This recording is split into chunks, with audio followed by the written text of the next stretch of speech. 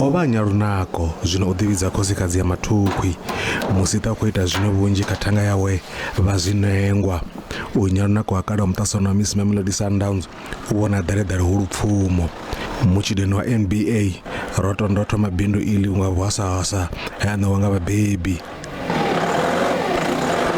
uri ovana husi vanji vati dzhenisa kha mushumo uyu na musorengesera maraga nge doroboni khulwane ya Johannesburg.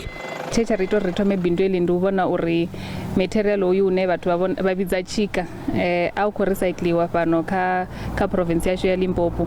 Ra vhona uri mini huna gap ine rine sa vhaswa ri nga dzhenela khayo ndi he ra thoma ita recycling ra dovha ra vhona uri mini auna mishumo mishumo ndi zwine ra vha ri khou laṱa ḓuvha ḽiṅwe na ḽiṅwe ra ri tshi sedza ra ri why ri khou sedza zwithu sa chika ri sa khou sedza sa mishumo. Thandela ito vha tshisima tsha maḓi a shothodzo kha vhashumi ava kha muthu zwawe sa nne na vhone musi ri tshi dzhena afha ri ṱanganedzwa nga daredare ḽa mathukhwi na munukho u pungaidzaho fhedzi kha vhathu vha khou shuma afha ndi nḓila ya u ṱunḓela miṱa yavho na u tikedza yone miṱa yavho.